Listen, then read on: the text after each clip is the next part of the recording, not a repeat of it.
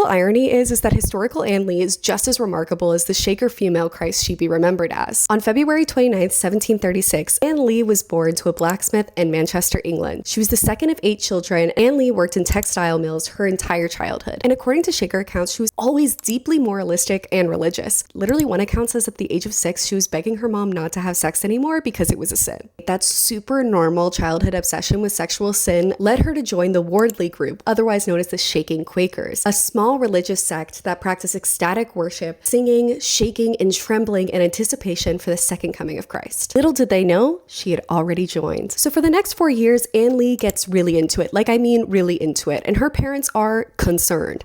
And so they say, hey, I'm so sorry, you have to get married. So at the age of 26, she gets married to Abraham Standerin. According to Shaker history, the rest of the 1760s are Anne Lee's years of searching and suffering. There are accounts where she was sweating blood while screaming and shouting and asking to be delivered from sin. Meanwhile, over the course of those 10 years, Anne Lee births 4 children, 3 of which die in infancy and 1 dies at the age of 6. And as you can imagine, these really traumatic experiences only hardened her belief that sex was inherently sinful. But literally no one could have prepared for what happened next. In one of her many imprisonments for breaking the Sabbath and disorderly conduct, Anne Lee experiences complete unity with God, and God reveals to her that celibacy is the path forward to true perfection. Accounts vary wildly about this moment. Some people claim she saw Christ as an apparition. Some people say that she saw visions of Adam and Eve and the fall of man. While accounts may differ on the experience, they all come to the same conclusion that this was the second coming of Christ. Anne Lee is promptly put in charge of the Worldly group. If she was notorious before, rumored female Christ,